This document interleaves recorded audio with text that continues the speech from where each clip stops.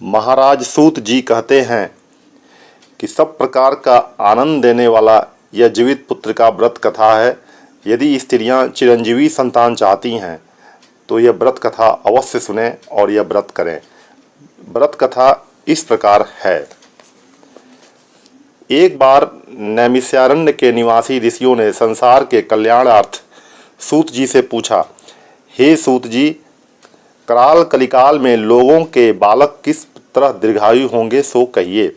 सूत जी बोलते हैं, जब द्वापर का अंत और कलयुग का आरंभ था, उसी समय बहुत सी शोकाकुल स्त्रियों ने आपस में सलाह की कि क्या इस कली में माता के जीवित रहते पुत्र मर जाएंगे।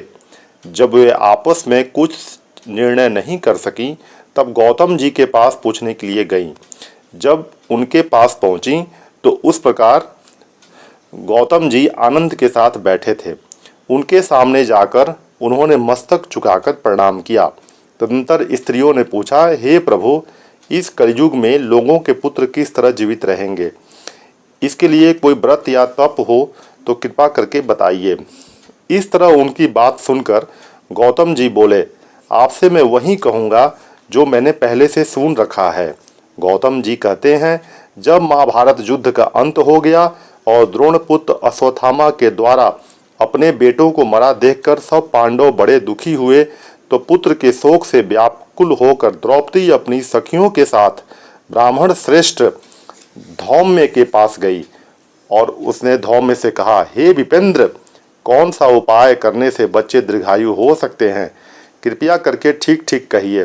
धौम्य जी बोलते हैं, सतयुग में सत्य वचन बोलने वाला, सत्याचरण करने वाला समदर्शी जिमुत वाहन नामक एक राजा था। एक बार वह अपनी स्त्री के साथ अपने ससुराल गया और वहीं रहने लगा। एक दिन आधी रात के समय पुत्र के शोक से व्याकुल कोई स्त्री रोने लगी, क्योंकि वह अपने बेटे के दर्शन से निराश हो चुकी थी। उसका पुत्र मर चुका था।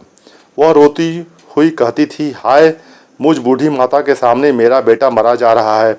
उसका रुदन सुनकर राजा जिमुत वाहन का तो मानव हृदय विदीर्ण हो गया। वह तत्काल उस स्त्री के पास गया और उससे पूछा, तुम्हारा बेटा कैसे मरा है।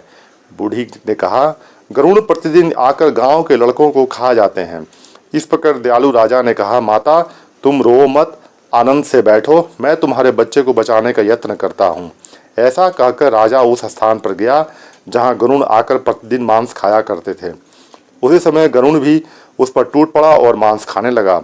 जब अतिशय तेजस्वी गरुड़ ने राजा का बायां अंग खा लिया, तो झटपट राजा ने अपना दाहिना अंग फेर कर गरुड़ के सामने कर दिया। यह देखकर गरुड़ जी ने कहा, तुम कोई देवता हो, कौन हो, तुम मनुष्य तो नहीं जान पड़ते। अच्छा, अपना जन्म और कुल बताओ। पीड़ा से व्याकुल मन वाले राजा ने कहा, हे पक्षीराज, इस तरह के प्रश्न करना व्यर्थ है। तुम अपनी इच्छा भर मेरा मांस खाओ। यह सुनकर गरुड़ रुक गए और बड़े आदर से राजा के जन्म और कुल की बातें पूछने लगे। राजा ने कहा, मेरी माता का नाम सैव्या और मेरे पिता का नाम शालिवाहन है।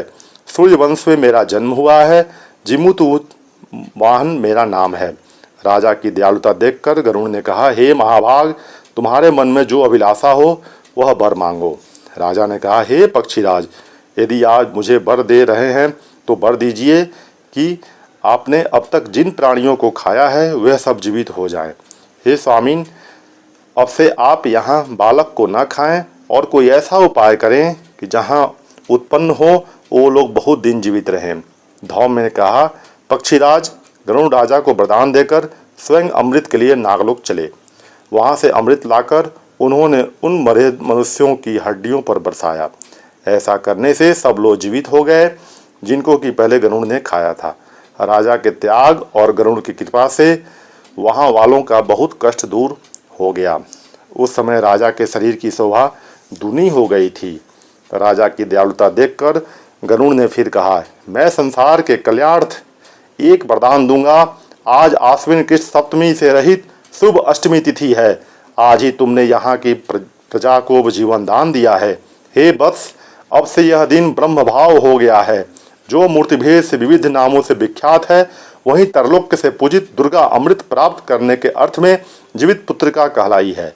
जो इस तिथि को जो स्त्रियां उस जीवित पुत्रिका की और कुश की आकृति बनाकर तुम्हारी पूजा करेगी, तो दिनों दिन उनका सौभाग्य बढ़ेगा और वंश की भी बढ़ती होती रहेगी। हे महाभाग, इस विषय में विचार करने की भी आवश्यकता नहीं है। हे राजन, सप्तमी से रहित उदया तिथि की अष्टमी को व्रत करें, यानी सप्तमी विद अष्टमी जिस दिन हो उस दिन व्रत न कर शुद्ध अष्टमी को व्रत करें और नवमी में पारण करें। इस प्रकार ध्यान न दिया गया तो फल नष्ट ही हो जाएगा और सौभाग्य तो अवश्य नष्ट हो जाएगा। जिमुतु वाहन इस प्रकार का वरदान लेकर गरुड़ बैकुंठ धाम को चले गए और राजा भी अपनी पत्नी के साथ अपने नगर को वापस चले आए। धौम द्रौपदी से कहते हैं, हे देवी, मैंने यह अतिशय दुर्लभ व्रत तुमको बताया है। इस व्रत को करने से बच्चे दीर्घायु होते हैं। हे देवी, तुम भी पूर्वोक्त विधि से यह व्रत और दुर्गा जी का पूजन करो, जो तुम्हें अभिलाषित फल प्रताप होगा। मुनिराज धौम्य की बात सुनकर द्रौपदी के हृदय में एक प्रकार का कौतूहल उत्पन्न हुआ और पूर्वासिनी स्त्रियों को बुलाकर उनके साथ यह उत्तम व्रत किया। गौतम ने कहा, यह व्रत और इसके प्रभाव को किसी एक चिन्ह ने सुन लिया और अपनी सखी सियारिन को बताया। इसके बाद पीपल वृक्ष की शाखा में बैठकर उस चिल्ह ने उस वृक्ष के खोते में बैठकर सियारिन ने भी व्रत किया। फिर वहीं चिल्ही किसी उत्तम ब्राह्मण के मुख से यह कथा सुनाई और पीपल के खोते में बैठी हुई अपनी सखी को सुनाया। सियारिन ने आधी कथा सुनी थी, उसे भूख लग गई और उसी समय 100 से भरे वे शमशान में पहुंची। वहां उसने इच्छा भरकर मांस भोजन किया और चिल्ही बिना कुछ खाए पिए रह गई और सवेरा हो गया। सवेरे वह गौशाला में गई, वहां गौ का दूध पिया। इस तरह नवमी को उसने पारण किया।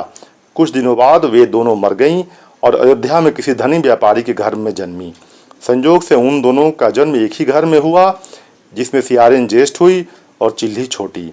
वे दोनों सभी शुभ लक्षणों से युक्त थी, इसलिए बड़ी लड़की काशीराज के और छोटी उसके मंत्री के साथ गारपत्य अग्नि के सामने विधिपूर्वक ब्याही गई। पूर्व जन्म के फल से वह मृगनयनी रानी हुई। जिस किसी भी संतान को उत्पन्न करती वह मर जाती थी और पूर्व जन्म की बातों को स्मरण करने वाली मंत्री की पत्नी ने अष्ट वसुओं के सुदृश्य तेजस्वी 8 बेटे उत्पन्न किए, सभी जीवित रह गए। अपनी बहन के पुत्रों को जीवित देखकर ईसरियावश राजपत्नी ने अपने स्वामी से कहा, यदि तुम मुझे जीवित रखना चाहते हो तो इस मंत्री के पुत्रों को भी उसी जगह भेज दो जहाँ मेरे बेटे गए हैं, अर्थात इन्हें मार डालो। यह सुनकर राजा ने उस मंत्री के पुत्रों को मारने के लिए कई प्रकार के उद्योग किए, पर मंत्री पत्नी ने जीवित पुत्रिका के पुण्य बल से बचा लिया। एक दिन राजा ने अपने आदमियों से उन पुत्रों को सिर कटवाकर पिटारी में रखवाया और पिटारी उनकी माता के पास भेज दिया, किंतु 8 सिर बेशकीमती जवाहरात हो गए और भले चंगे हुए 8 लड़के अपनी माता के पास वापस चले गए। उनको जीवित देखकर राजपत्नी को बड़ा विस्मय हुआ।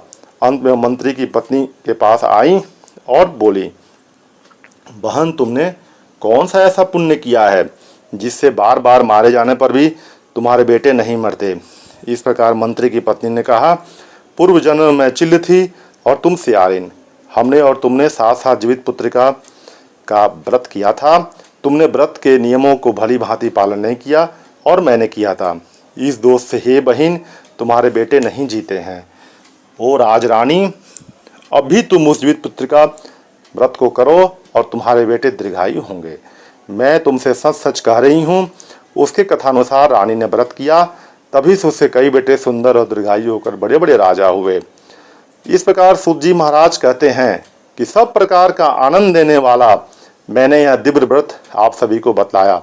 स्त्रियां चिरंजीवी संतान चाहती हैं तो विधिपूर्वक यह व्रत करें। जय श्री राम।